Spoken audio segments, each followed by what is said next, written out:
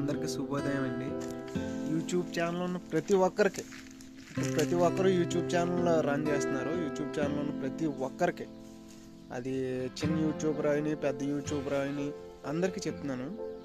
మొన్న ఒక 2 విషయాల మీద పెద్ద పెద్ద ఇష్యూ చేశారు కదండి. ఎవరు ఐబొమ్మ రవి ఒకటి, నాన్వేషణ మీద ఒకటి, చిన్న చిన్న తప్పులకి అంటే ఒక తప్పును పెట్టుకొని దాన్ని వరల్డ్ వైజ్గా యూట్యూబ్లో పెద్ద హైలైట్ చేశారు కదా, దాని గురించి చెప్తున్నాను. ఎవరో మన కరాటి కళ్యాణి గారు, జూడ్ భయ్య గారు, ఇంకా భయ్యా సన్నీ యాదవ్ గారు, ఇంకా కొన్ని యూట్యూబ్ ఛానల్స్ ఉన్నాయి. వాళ్ళందరూ బెట్టింగ్ యాప్లని ప్రమోట్ చేసిన సన్నీ యాదవ్ భయ్య వీళ్ళందరూ ఏంటంటే నాన్వేషన్ మీద ఓ అంటే హైప్, ఎంత హైప్కి వెళ్ళిందంటే వీడియోస్ అన్నీ మొత్తం యూట్యూబ్ ఛానల్ని, సోషల్ మీడియా మొత్తాన్ని వాడేసుకున్నారు. ఎప్పుడు కనిపించిన కరాటి కళ్యాణి గారు కూడా అదేదో పెద్ద తప్పులాగా వచ్చి ఆయన్ని పోలీస్ స్టేషన్లో వేయాలి అయ్యని చాలా చెప్పారు కదా. ఇప్పుడు నేను ఒక వీడియో పెడతాను, ఆ వీడియో మీద పోరాడండి. మీరు నిజంగా పెద్ద యూట్యూబర్స్ కదా, మీరు అనుకుంటే జరుగుతుంది కదా, మీరు పోరాడండి. రాజకీయ నాయకుల మీద కంప్లైంట్ చేయండి. ఆ ముసలాయనికి, ఆ పెద్ద తాతగారికి జరిగే అన్యాయం గురించి పోరాడండి, మాట్లాడండి. దాని గురించి మీ ఛానల్స్లో వేసి ఆ తాతకి న్యాయం జరిగేలా చేయగలరా? చేయండి, చూద్దాం.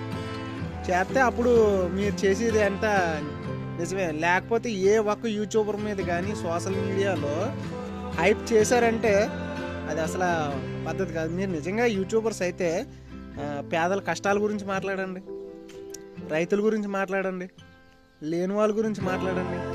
దాని గురించి సోషల్ మీడియాను వాడుకోవాలి. కానీ మీకు ఏదో జరిగింది ఎలాగని చెప్పి ఒక వ్యక్తిని గురించి కించపరిచి మాట్లాడడం, ఆ వ్యక్తిని ఎలాగైనా తొక్కేయాలని మాట్లాడడం, ఇలాంటివి చేయకండి. నేను ఒక వీడియో పెడతాను, ఆ వీడియోని మీరు నిజంగా యూట్యూబర్స్ అయితే హైలైట్ చేయండి.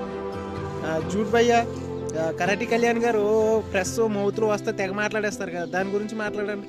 భయ్య సన్నీ యాదవ్, ఈ గుద్దలో దమ్ముంటే అయ్యి అని తెగ మాట్లాడతావు కదా, దాని గురించి మాట్లాడు.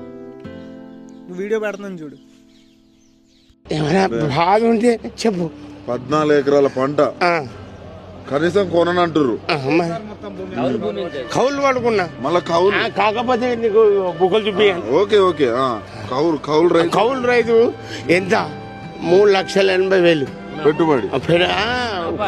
మునాఫా 3 లక్షల పెట్టుబడికి ఎంత అయి ఉంటది? అది నీకు తెలియదా? ఎకరానికి ఎంత అయి ఉంటది?